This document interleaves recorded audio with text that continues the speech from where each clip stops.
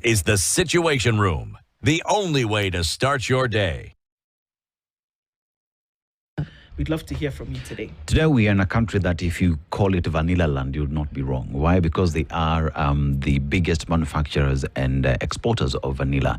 Also, when you talk about the animals, so that with their wildlife, 90% of the animals can only be found in that country. There is one called King Julian. So for you to see the actual King Julian, not the movie type, you just go to Madagascar. Today we're in Madagascar. The people of Madagascar are called the Malagasy. But let's go to the proverb. Do not laugh at the fallen. You may find slippery roads ahead. Do not laugh at the fallen.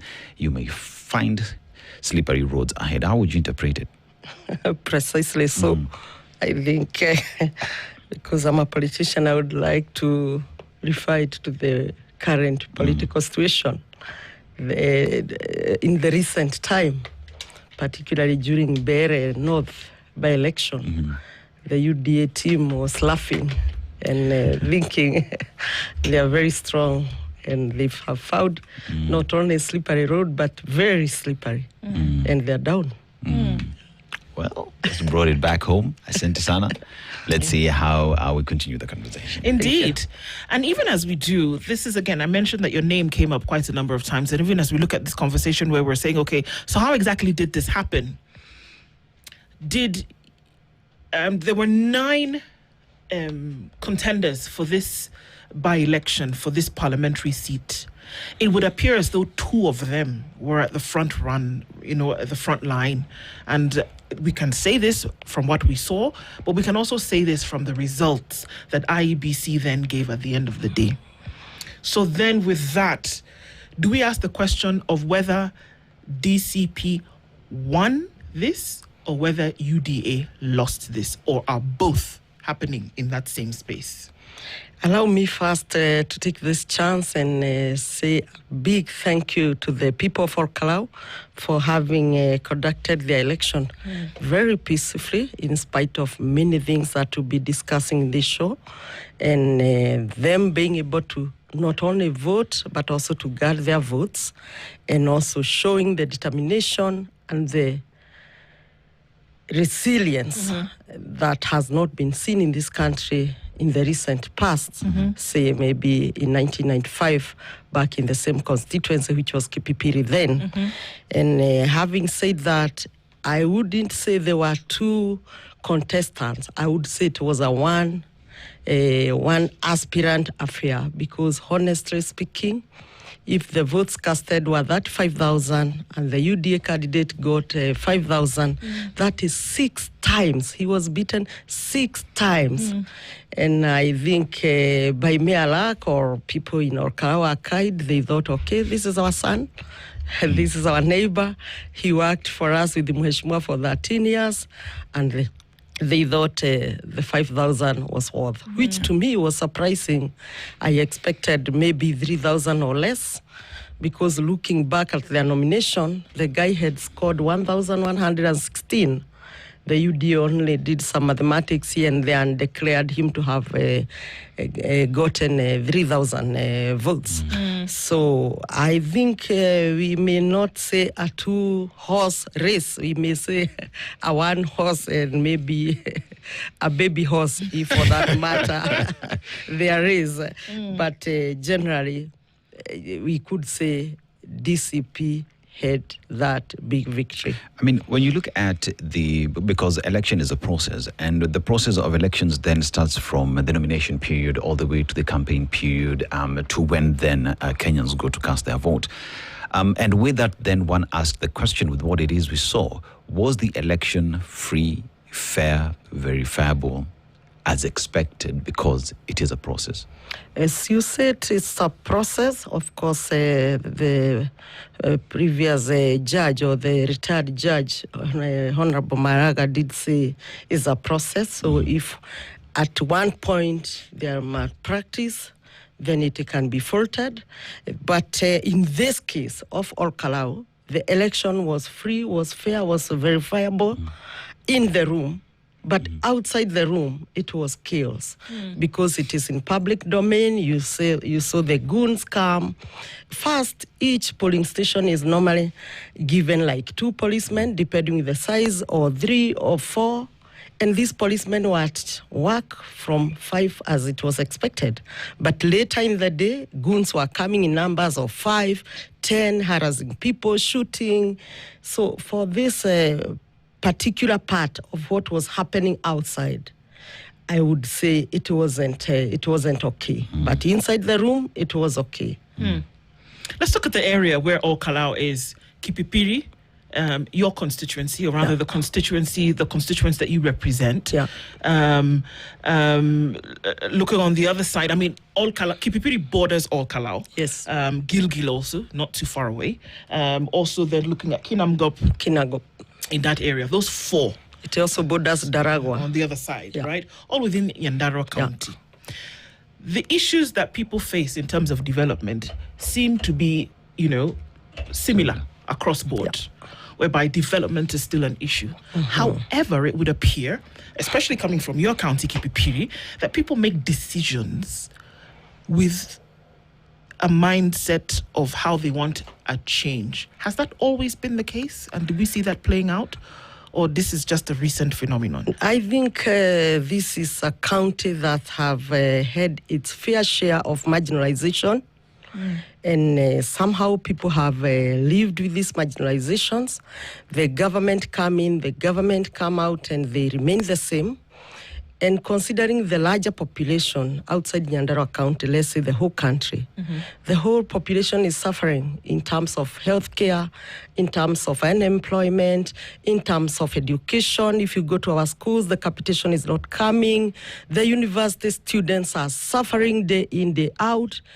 On the other side, the government is busy doing the affordable housing, while the same affordable housing could even have been built near the universities to support the students in matters of shelter, instead of the students struggling from their pocket and even hiring apartments, which they cannot even afford.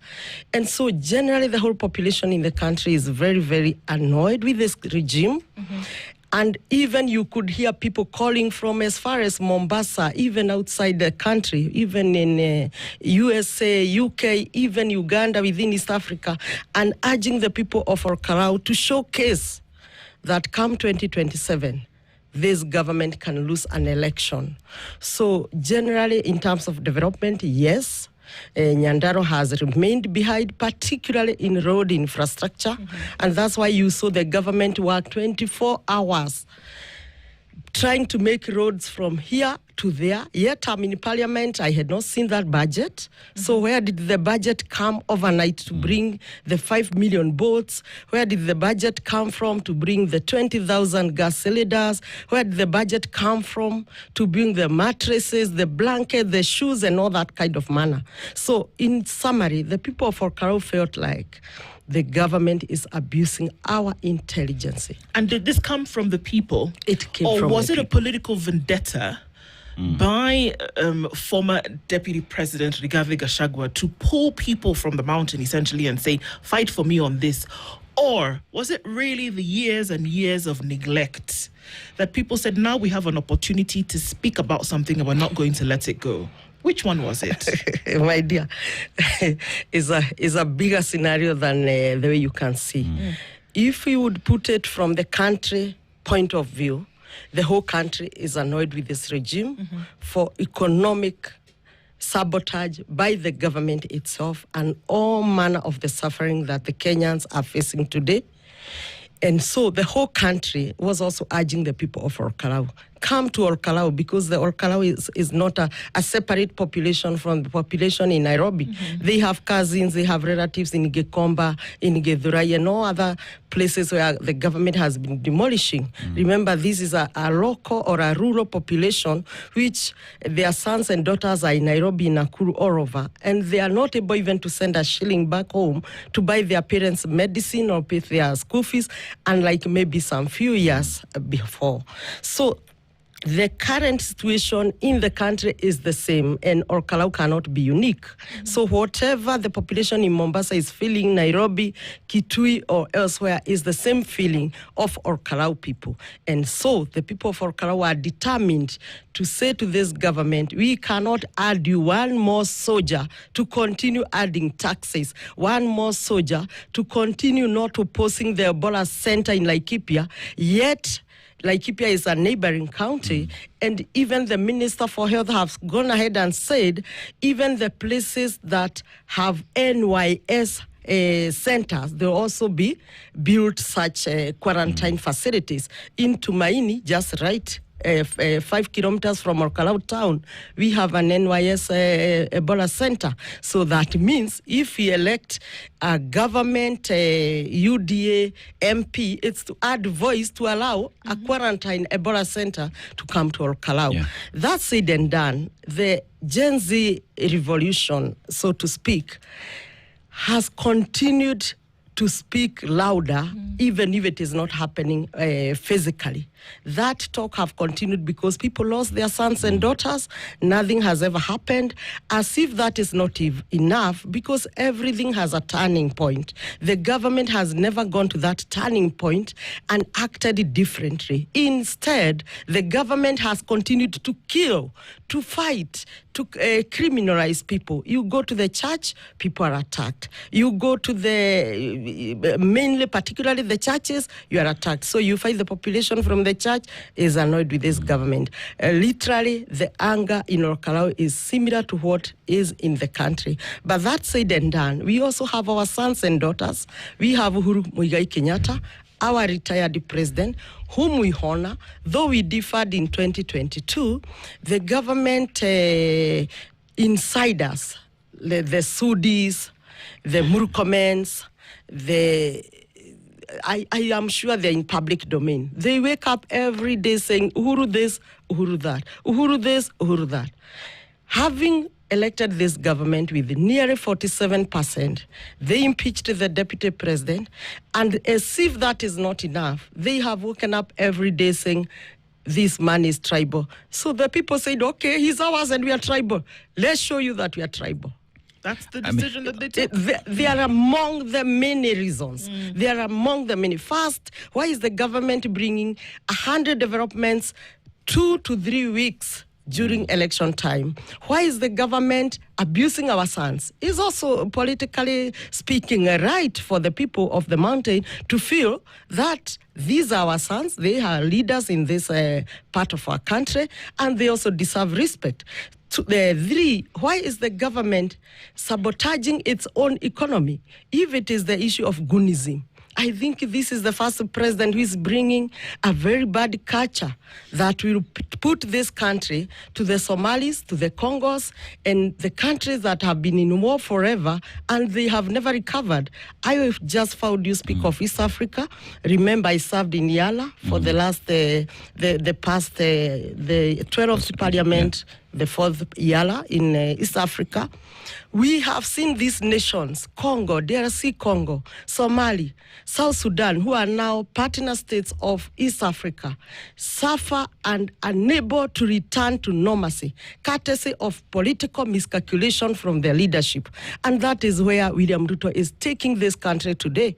Because if the government cannot protect its people, then the people have no other option than to protect themselves. For instance, the goons in Ol Kalou were coming, the videos were there, the media people were there, everyone was showing that these are the goons, the police were there. The police looked helpless because these are the police from the mainstream. Then there are other police with the guns who are even shooting like movies on top of the vehicles, and the police were helpless. So what did Ol Kalou people do? They decided, because the election was done by midday, and we had already taken the images from the Kim's kit, and we had seen the percentage, and no other person was coming to vote. We were only waiting to close at 5 as per the law. So we decided to call all the polling centers to close at 3. They barricade the road. They surround the polling center with the stones, with the trees, and at exactly 5 they buy padlocks. They lock the rooms so that they count the votes inside while they are locked. Why were wananchi doing this?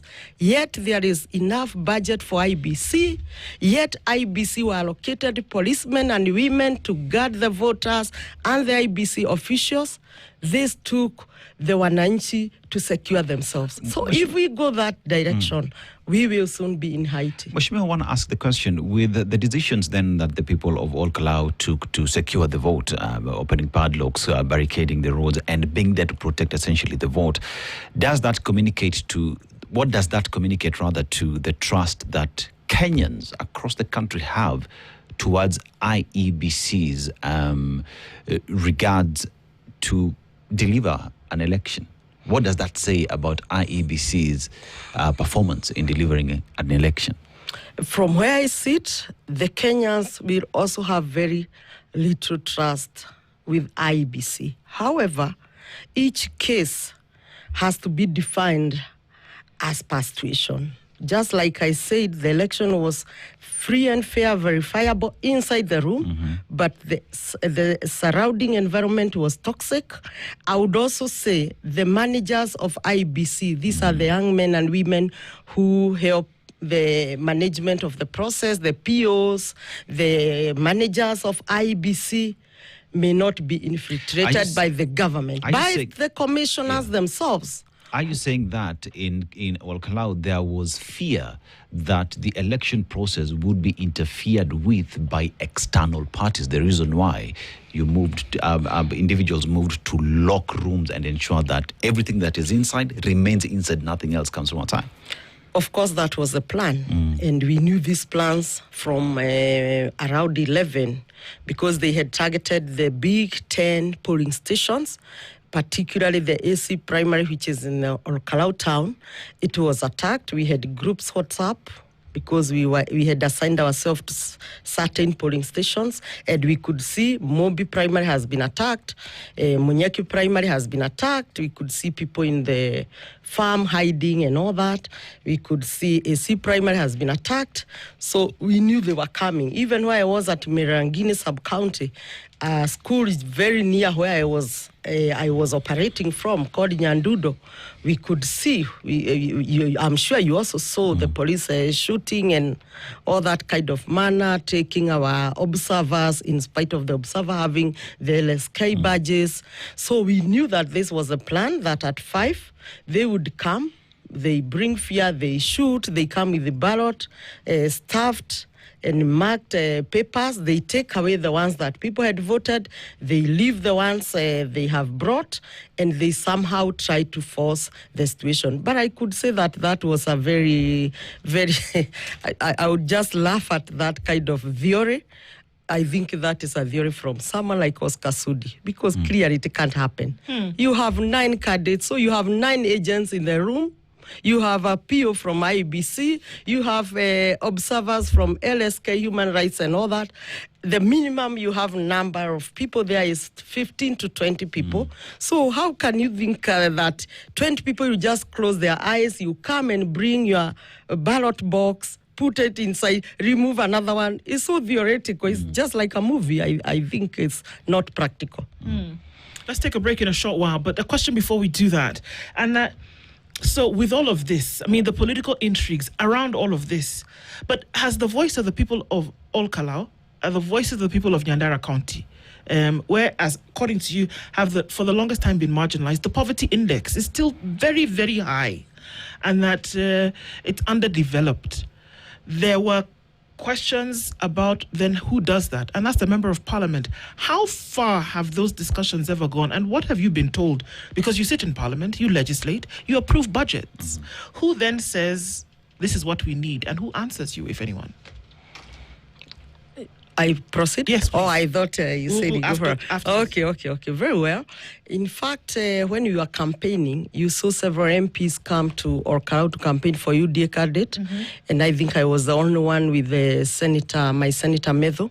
Of course, others who are aligned to Wamunyoro movement joined us maybe during the weekend and at the tail end, but daily or day-to-day activities were fully under our control. I think Kipipiri has done very well, and this was one of the areas where we were able to beat the UDA campaign, because we could use Kipipiri as a scenario to compare, and we could ask the people for Kalou, do you want an MP who is guided by MPs whose school fees is 10,000-15,000, or an MP where school fees is 500 shillings? For instance, in Kipipiri, our school fees is 500 shillings.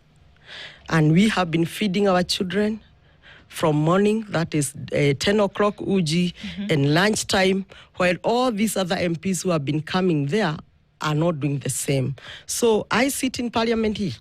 Yes, we do approve budget, yes, but you remember this parliament is captured. And you know we are normally 10 or 12 MPs who are currently in opposition, who can do very little, but to have a voice is also very critical. So even for Kalou to vote for an MP who will have a voice for them is also very critical. Because even if you are 10 today and you're 11 tomorrow, you are 12 the other day, you continue increasing the voice. For instance, we condemned Ebola center in Laikipia. Even if it will happen, but our voice will remain there in record that we had opposed this. So for all Kalou people to get someone who can have a voice for them, I think that is already a plus. In Kipipiri, we have been doing very well. In fact, I think just a few months I was awarded among the most performing member of parliament in terms of education, infrastructure. Our schools are like academies. If you go to Kipipiri, you will not differentiate if a primary school is Westland Primary or Wajohi Primary or Mara Primary. I know many people have been covering Didi Nyoro, but we have also used his programs. We did copy-paste, exchanged programs, and we've been doing similarly the same. So fundamentally, our Kalou people need someone who can also have a voice for them. And not just a voice to say yes, sir, but a voice that will speak what the people for Kalou want. We're going to take a break. Wanjiko Mohia is the Member of Parliament for Kipipiri constituency, is here with us this morning, and we're looking at what it took to win this election. And we're going to take a break and come back and see then what it's going to take to maybe win the next. We'll be back in a bit.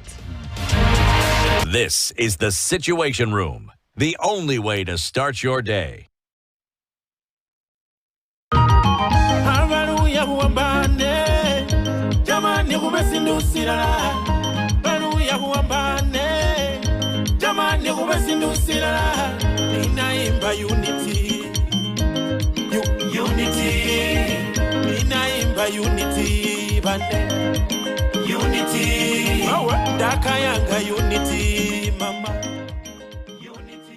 Dial star 811 star 920 hash to get this as your skiza tune. KTN, ndio home. I am about 370 kilometers from Kenya's capital. Different towns. Tunashika doria na kupiga mbizi kutoka kaunti 001. Wameendeleza hamasa katika maeneo mbalimbali. Different voices. Kutoka kaunti za Kakamega, Vihiga, Bungoma.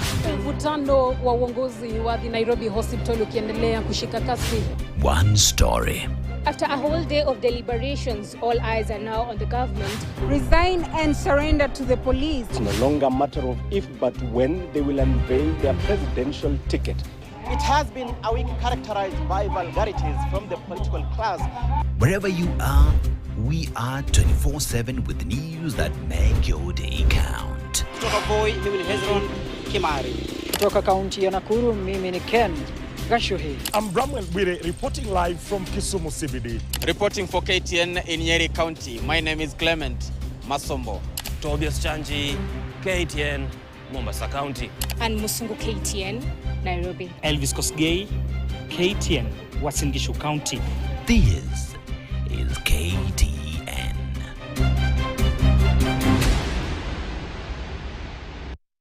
We value your feedback and welcome your comments, queries, and complaints regarding our content. You can get in touch with us via SMS on 22151, call 0719 012 111 or 0732 142 000. or email feedback@standardmedia.co.ke. Our PO Box number is 30080-00100 Nairobi, or deliver to our offices at Standard Group Center, Mombasa Road, Nairobi.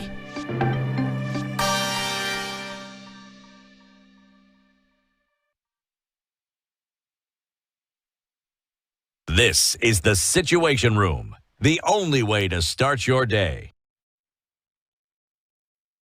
And if this area, which has long time been a voice in terms of mountain politics, is speaking, then that could be the same speech that will then be replicated in 2027. Is that the case? First, let me say that NGCDF money is budgeted annually, and we are currently doing the public participation. So he will pick from where Mheshimiwa left, and he will also be handling this financial year. So he will be able to do 1 or 2, 3 things. And I think the people of Ol Kalou, we also expect such because of the time. But I think this election was beyond the mountain. Looking at how the messages were coming, how people are putting pressure beyond, outside the mountain. It was not only a mountain contest. This was a contest between the current regime and the 2027. And why I say that is because I told you in the beginning, there is a general anger with the whole population because of the obvious things. And now I think even the anger is increasing day in, day out.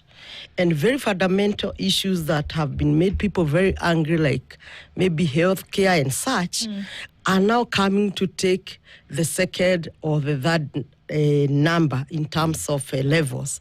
I think this issue of goonism is really tricky for this government. And if it will not be able to contain or control it, I think this government may lose the 2027 in a historic way. You cannot have a country which have been safe, which have been peaceful, which has been the hub of peace within the region, which has been used as a benchmark, which is hosting many institutions which are international, including the UN, name them. And then one day you wake up and you think, I have to fight with guns and goons to maintain power. So this is a clear indication that 2027 politics have begun. And there are several lessons for Kenyans to learn in Ol Kalou. And the main fundamental lesson is that it is now crystal clear that the government is normally overrated. The way people think that you cannot fight the system, the government, it is purely overrated. Because the government is me and you. So it will only matter if the side of government have Sudi and the side of opposition has Senator Medhu and Wanjiku. If the government have the people who are planning for goons, and if the other side have people who are speaking the language the public can hear. So 2027 have begun. This is one election that is shaping the 2027, and it all backs back to history. When we had a by-election in Kagema, the TNA won that seat, and the TNA came to rule this country. When we had a by-election in Kiamba and in Ol Kalou, for this matter, which is also very symbolic, in Rurie Ward, the UDA won, and the UDA came to be the government of the day. So similarly, this by-election, going by history, is obviously informing us on 2027. But most importantly is to tell Kenyans they should no longer fear the government. They should be able to vote and kulinda kura yao. I mean, when you look at elections, each and every single person must play by the rules, especially the electoral code. And there's a lot of issues that were raised, including statements that you made during the campaigns that saw IEBC make a declaration and fine you 1.5 million shillings. And whilst we say election, there is the political aspect of it, but it is backed by the law because it is a legal process that then gives one the right to be donated to power and lead the people. What was that about? What exactly happened that you found yourself at the receiving end of IEBC being fined 1.5 million shillings? What was that about? That's why I said the IEBC is very biased, because the bribery is happening on open pages. We can see the ministers bribing people through this, they say, the developments which are delivered in Ol Kalou during this particular time. But when I speak for 6 minutes, the IBC will take the 30 seconds statement, which is clearly sideshows. It's clearly sideshows. The main content of my statement was that outsiders should not come and vote in Ol Kalou, because that was said by Moses Kuria. In fact, he said on 16th, I will come here in Ol Kalou with 200 people. That one, the IBC doesn't hear, but they hear me say, don't come to vote in Ol Kalou. But since that matter is in court, I wouldn't want to highlight it. But there is something to learn about that. When I was fined 1.5 million, what did the people of Ol Kalou say? What Wanjiko said is what we mean. We don't want outsiders to come and vote here. And she is speaking on our behalf. For that matter, she will not pay 1.5, give us a pay bill number, and we shall contribute. And indeed, they contributed the money. In fact, some of the money that we used to pay the agents was the money that was contributed so that I could pay the IBC. But when we went to the court postponed that until I be heard, because of course you can see the bias. The IBC could not even listen to me. They could not even listen to my lawyers. They were so much determined, so much in a hurry, because they just wanted to remove me out of Ol Kalou. They knew we are two, and they knew I was in charge of several operations, and my absence in Ol Kalou was obviously a point they were relying on. You can see what they are relying on is purely theory. They are thinking that if Wanjiko is not in Ol Kalou, they may win this election, which is far from truth. The people are already determined. But basically, I would say IBC is very, very biased. They shouldn't be, because the word independent means they should be independent. They were acting on behalf of someone, and that is why they were so much in a hurry, so agitated. They couldn't listen to me. They couldn't even offer me a chance. And even before they came to find me, I was first put through the DCI. Then the DCI could say, oh, no charges. In the whole county, in my book, there are no charges against you. The NCIC, the NCIC say we have analyzed the video.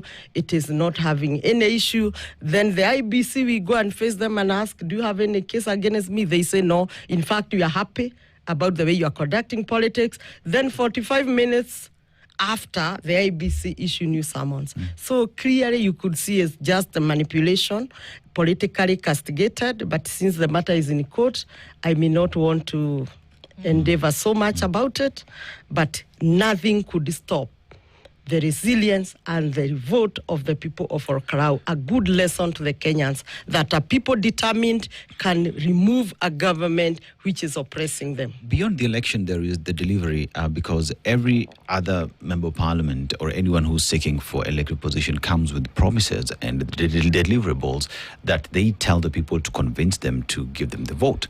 Now, even as we speak today, the citizens, even your constituents, will ask the question, based off what you promised vis-a-vis the delivery, is where matters the most.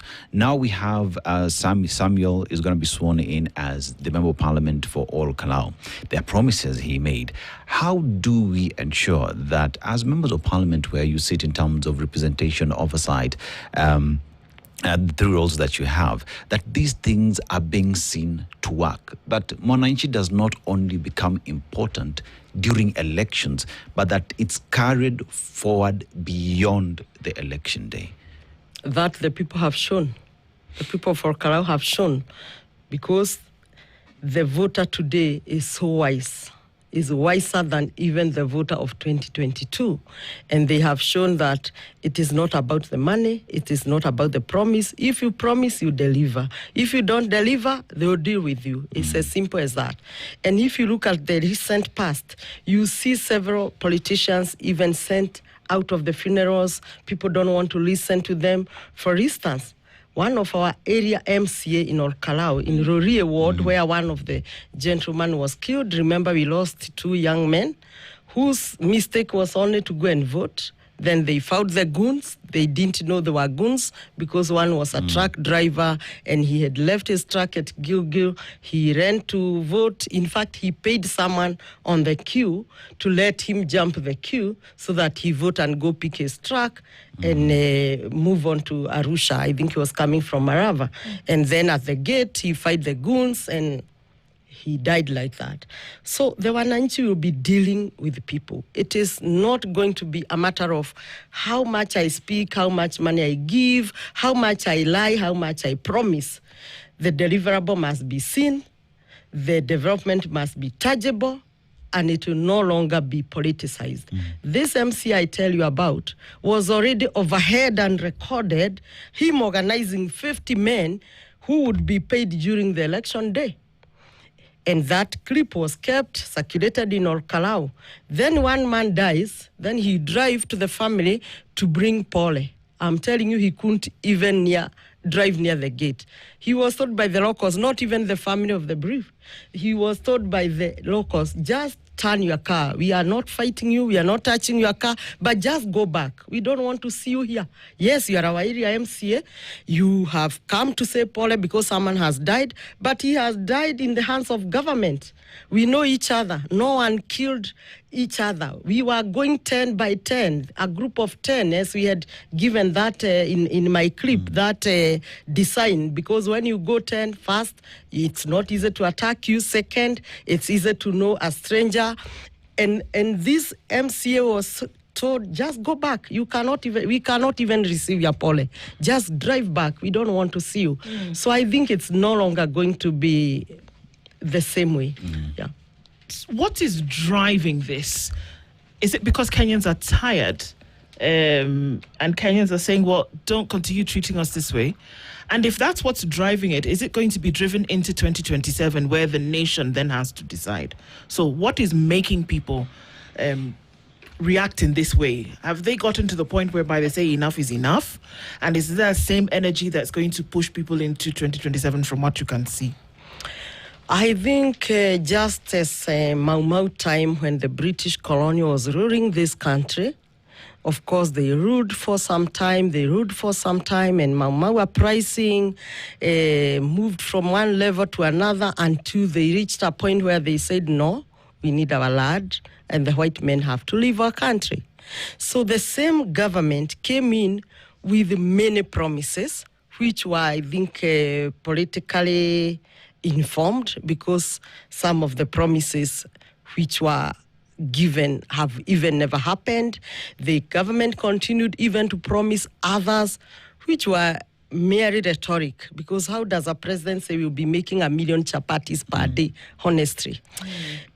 And I think the Wananchi kept on feeling that these people are abusing our intelligence and we feel like we are wiser. So the people have continued to be agitated day in, day out, not forgetting the suffering because of the economic status in the country. So this is someone who is very angry, but at the same time, very informed.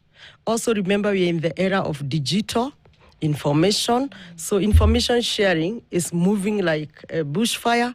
Within a minute, a school could be attacked in Ol Kalou, and in seconds, we could be informed from the other side of Ol Kalou, let's say in Merangini. So the people are very, very much informed, number one. Number two, the voters are very wise today. Like this issue of saying that we will remain in the government side, because if you support the president, you'll have maendeleo. I really feel irritated about that statement. In fact, there is a time, if you saw, I went viral when I told one of my colleagues, do not be telling people we'll be milking the one in the milk parlor. Because clearly, these are your taxes. If you have put a budget for Road A, whether you support the president, whether you don't support him, it must happen. For MPs, then GCDF is given to all MPs from Mombasa to Kisumu. It doesn't matter if you support the government or otherwise. So it is upon me as a member. It shouldn't. It's upon me as a member of parliament to do public participation and give priority what the public want. So first, there is nothing irritating to Kenyans than this statement that you stay by the government so that you get development. Mheshimiwa, in your opinion, where do you think that the government that was elected by a majority of Kenyans lost Kenyans? At what point did Kenyans say enough is enough, we're done? At what point did the government lose the people that voted for him? And what would be the reasons as to why Kenyans now are saying, we need to look the other way around? Why would the people of Ol Kalou say, we are out? In my view, I would say this government had no good intention. And I think the promises were intentional just to gain the votes for 2022. And possibly the current president mistook the capacity of Kenyans. Maybe he thought the Kenyans that were there many years back are still the same population. I do not see any good intention because even as a member for Kipipiri, if elections were to be called today, there are several things that I can show that I have connected 30,000 people with electricity. I can show 15 big schools have been facelifted to academies, and maybe 40 medium schools have been facelifted to this. There is something I can show that my school fees was 15,000 Kenya shillings and today is 500 shillings. I can show that our students were not eating at school and today 7,000 students are eating at school, and I can say many things. If I look at this government, the many things we can see is the opposite and not finding a single thing. For instance, in Nyandarua, we had many roads which had started. We had one road which started in Ol Kalou called Captain Wanjohi, Geta Donyujeru Road. It crisscrossed 3 constituencies. It was done 50%, that is 25 kilometers. The president came there immediately during the prayers, the Thanksgiving prayers that he was going round. He said this road, by October, it will be finished. And the people believed because it was already at 50%. And he said on February, I'll come and launch. That is the only time I found William Ruto speaking the truth. Because indeed, in February, he came and launched the same road, and he promised that in 10 months, the road would be finished. In fact, there was a proposal that some work can start in Kinagop and some work can start in Kipipiri. They meet at the middle, 13 kilometers for 10 months. That looked realistic. But to date, the road has only been done 4 kilometers. So 4 kilometers, 4 years means 1 kilometer per year. And now the government is telling us that Rironi Mau Summit Road will be finished by, I think, is it Madaraka Day or what, next year, and it is 170 kilometers. For this government, obviously, it will need 170 years if we go by Kipipiri, Kinagop Road. So clearly, what is tangible that this government has done, that is really agitating. But there are several tangible mess that this government has done. For instance, the introduction of SHA. While SHA may have been a good option, but you can see the intention was never good. The system of SHA time and again is failing to serve the people, but when it is debiting your account, it's not failing. It's very easy for you to credit money to SHA, whether cash or by salary deduction. But when you go to the hospital, you want treatment, sometimes you have this, while NHIF was 500 bob, and somehow it was working even for people like teachers, the police force, and such. So this government has tangible messes in numbers, including lies, including the introduction of this goonism culture. which I tell President Ruto, this is what you finish him. He must turn around and tell Murkomen no. I see Murkomen today saying that this will be investigated. Obviously, that is also laughing to the people of Ol Kalou. How can you investigate something that you saw? You saw goons, 5 goons going to Nyadudo, 4 Land Cruisers coming to AC Primary. Why were they not stopped? Did the government not see these goons, which me and you could see? They were even going against the media people. For heaven's sake, if today we do not have the media, what a country. Who will inform us? Because I may try to take a video, my phone may be taken away and all that, but the whole country or the whole nation is purely relying on media. They could even harm the media, take their cameras, throw them away. So if the government saw that, they saw the 5, if they could have arrested at least 1 goon, just one, and assuming the rest ran away, then at least we could even buy the lie that something will be investigated. So you need, as a leader, to have one tangible development or activity. But this government has 100 tangible messes, which will take it home in 2027. And I urge Kenyans to see what the people of Ol Kalou did, including women, including youths, by protecting their votes, and they protected within the law. Because the IBC normally discuss 400 meters away, so we barricaded 400 meters away, but we all agreed no one will go to the polling center. We will not go. But nobody else will go. In fact, my own vehicle, which was supplying lunch in Miragini sub-county, and my driver for that ward was known because he moved with me the whole time. And the lady from that polling center, which they were going to supply food, could not enter. My own car was searched, a small car. They saw there were breads, there were milk, there were water. And the people said, okay, we agreed, we are not entering. The government is not entering. UDA is not entering. Wamudende was here, we have stopped you. So you will not enter. Take your breads, walk, take to your agents, come, you will not touch your vehicle. My own vehicle. That is how serious this was. And this is what the other Kenyans should do.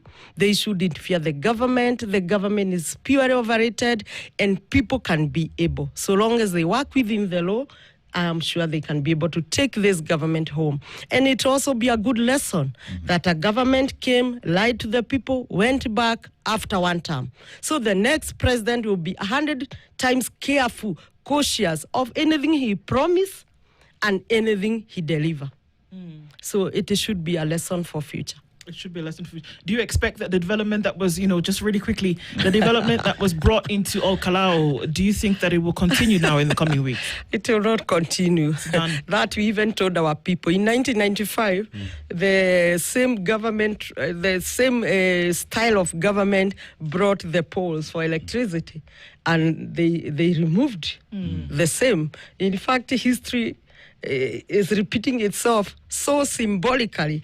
I saw one time when the DCI and all those other people were coming to look for me, and somehow I was hiding somewhere. And you could see the people of Ol Kalou hide me. They say, Mheshimiwa, come, you sleep in my house today, and when I'm known I'm in that house, tomorrow I sleep in another house. You can see people even defending you so long as you are working with them in their cause. Yeah. Indeed. And thank you for being here for this conversation this morning. Thank you too. And we look forward to more, to then be able to open up some of these things. Wanjiko Mohia is the Member of Parliament for Kipipiri constituency, has been our guest this hour, looking into some of these intrigues. More to come. Asante sana. Thank you. It's finished. It is. It's short, eh? Okay. The latest news. This is the Situation Room, the only way to start your day.